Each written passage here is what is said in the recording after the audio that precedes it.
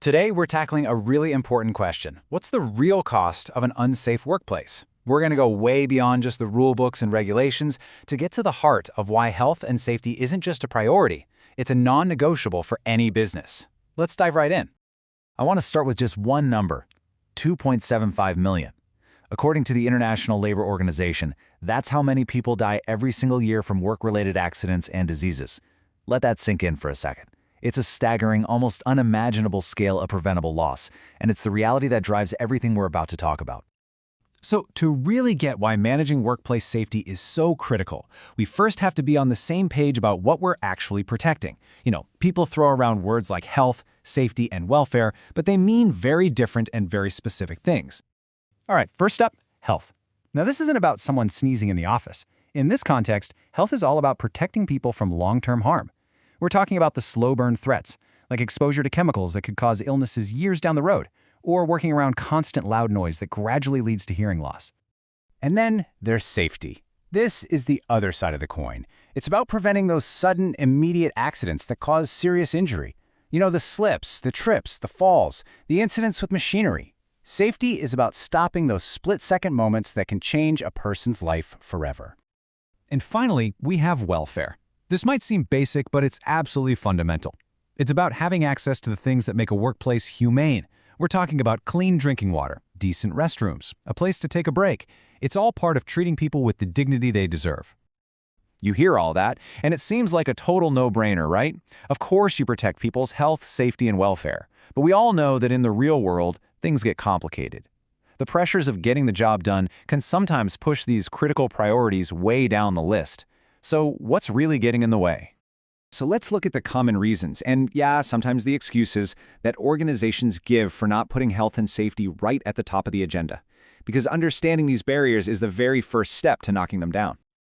I bet a lot of these sound familiar. Safety gets framed as just another cost that gets in the way of production speed. Or maybe the workplace is so complex that it feels impossible to manage.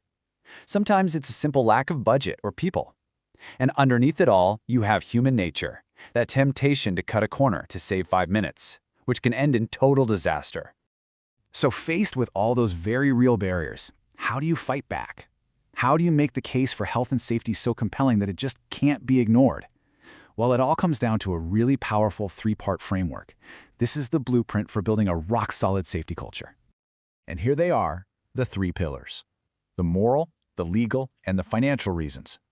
I want you to think of them like the 3 legs of a stool. Any one of them is a strong argument on its own. But when you put all 3 together, the case for safety becomes completely unbreakable. Take one away, and the whole thing wobbles. To really build this case, you have to start with the most important pillar of all, the moral one. Before a single law was written, before anyone calculated the cost, there's just a simple, human duty to protect each other from harm. And the data from the ILO shows us in stark terms what's really at stake. It really boils down to this. It's a fundamental promise. When a person shows up for work, they have a right to expect that they'll go home at the end of the day in the same shape they arrived. A job should give you a livelihood. It should never, ever take your life or destroy your health. It's the most basic ethical standard there is. And yet, the reality is just tragic. Every year, the ILO reports over 350,000 fatal accidents at work. These are those sudden traumatic events we talked about. And here's the thing you have to remember. These are only the cases that get officially reported. The true number is almost certainly much, much higher. But as shocking as that number is, it's not even the biggest part of the story. On top of those accidents, another 2.4 million people die each year from work-related diseases. These are the silent killers, the cancers, the lung conditions, the illnesses that build up over years of being exposed to unsafe conditions. And all of this devastating human loss, well, it has a price tag, a massive one. This is where that moral pillar connects directly to the financial one. It's estimated that a staggering 4% of the entire planet's gross domestic product, its total economic output, is lost every single year to these preventable incidents. That's not just a problem for businesses, it's a huge drain on the global economy that affects every single one of us. Okay, those numbers are so big they can be hard to wrap your head around. So let's zoom in. Let's bring it right down to the human level. What actually happens when just one person gets seriously hurt in a single workplace accident? Who really feels the impact?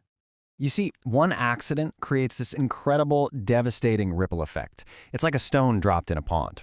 Of course, it starts with the injured employee. They're dealing with pain, lost income, and a massive impact on their family. But the ripples don't stop there. The company gets hit with sick pay, overtime to cover for them, maybe huge legal fines, and their insurance costs go through the roof. And then there's the line manager. Suddenly they've lost a key member of their team. Their own budget takes a hit, and they're spending all their time retraining someone new, which can even damage their own reputation. One incident doesn't just hurt one person, it sends shockwaves through the entire organization. So, we'll leave you with this question to think about. After looking at the data, the costs, and the human impact, it becomes pretty clear, doesn't it? When safety is ignored, the price is paid by everyone.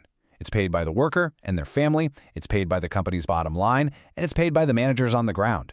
It is a shared burden, and that makes safety a shared responsibility for us all.